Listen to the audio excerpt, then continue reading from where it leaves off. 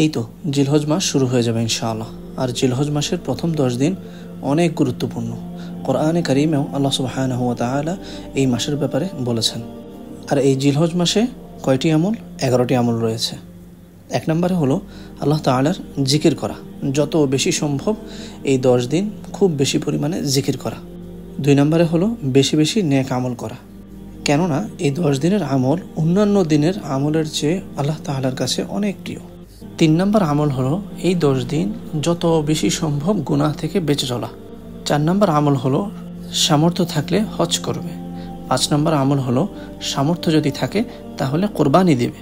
6 নম্বর আমল হলো আমরা এই 10 দিন চুল নখ কাটা থেকে বিরত থাকব, অর্থাৎ যা যা কাটার এগুলো আমরা জিলহজের 1 তারিখের আগেই কেটে নিব। কোনো কোনো রেওয়ায়েতে পাওয়া যায় যে যারা কোরবানি দিবে না, বাচ্চা থেকে নিয়ে শুরু করে সকলেই চুল নখ কাটা থেকে বিরত থাকব। 7 নম্বর আমল হলো এই 10 দিন যত বেশি সম্ভব তাকবীর পাঠ করা। আর 8 নম্বর হলো জিলহজ মাসের 9 তারিখ থেকে 13 তারিখ পর্যন্ত এই তাকবীর পাঠ করা। 9 নম্বর আমল হলো জিলহজের 1 তারিখ থেকে 9 তারিখ পর্যন্ত রোজা রাখা, এটা হচ্ছে মুস্তাহাব। আর 10 নম্বর আমল হলো জিলহজের 9 তারিখ অর্থাৎ আরাফার দিন রোজা রাখা।